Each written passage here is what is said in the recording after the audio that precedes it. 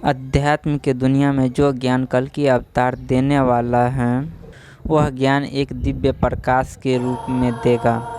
दिव्य प्रकाश के बारे में जानकारी देगा जो हमारे शरीर में मौजूद है, हमारे ही शरीर में नहीं, संसार के किसी भी इंसान के शरीर में मौजूद है।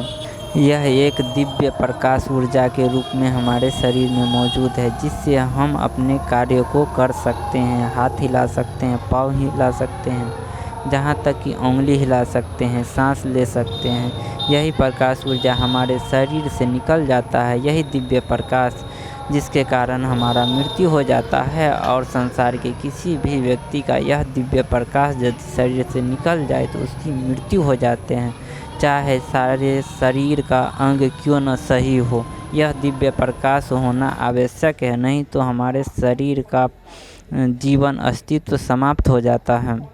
यह दिव्य प्रकाश हम इस दृष्टि से नहीं देख सकते हैं, यह दुर्भाग्य की बात होती है, परंतु इसे देखा जा सकता है। चाहे दुनिया के किसी भी धर्म का व्यक्ति क्यों न हो, उस दिव्य प्रकाश को देखने के लिए परम आध्यात्मिक ज्ञान की जरूरी होती है, जो एक अच्छे आध्यात्मिक गुरु बताता है। परंतु आजकल के युग में ठग गुरु है, अच्छे आध्यात्मिक गुरु मिलना नामुमकिन सा लग रहा है। इसी दिव्य प्रकाश को अनुभव करके हम दुनिया के किसी भी धर्म के देवी देवता को देख सकते हैं और वहां पहुंच सकते हैं, वहां का दृश्य देख सकते हैं। अपने ही शरीर में मौजूद दिव्य प्रकाश को चलाना और उसको समझना सीख गए, उसको अध्ययन करना सीख गए, वो किस प्रकार से नियंत्रित होता है, चलता है, कैसे उसको चलाना है, सीख गए तो दुनिया के किसी भी धर्म के देवी देवता को आप देख सकते हैं। यदि देवता भी गलत बोले तो आप उसको पहचान सकते हैं क्या सही है क्या गलत है। उसके बाद आपको समझने की शक्ति आ जाती है, तब आप सही गलत की पहचान कर सकते हैं और अपनी इच्छा के अनुसार सही जगह को प्राप्त कर सकते हैं, पहचान कर सकते हैं और अपने अनुसार से एक आनंददायक स्थान पर पहुंच सकते हो।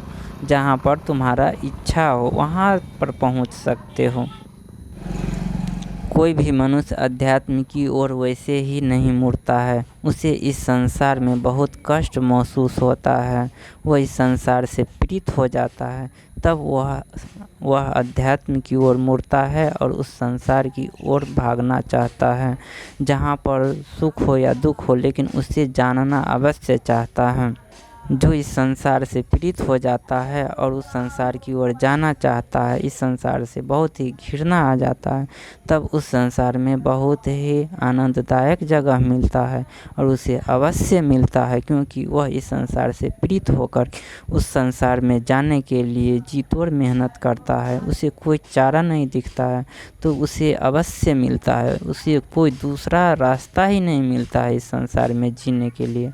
इस संसार में जीना तो उसे मृत्यु से भी बदतर लगता है, तब वह संसार की ओर मुड़ता है और दिन रात मेहनत करता है और वहां पहुंचता है।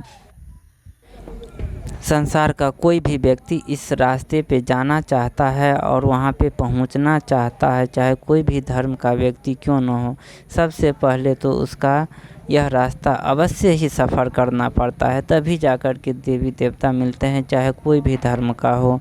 तो यह रास्ता में बहुत सी ही अड़चनें आती हैं, बहुत सारा सुनसान सफ़र है जो हर एक मनुष्य को पार करना ही पड़ता है, चाहे कोई भी धर्म का मनुष्य क्यों न हो।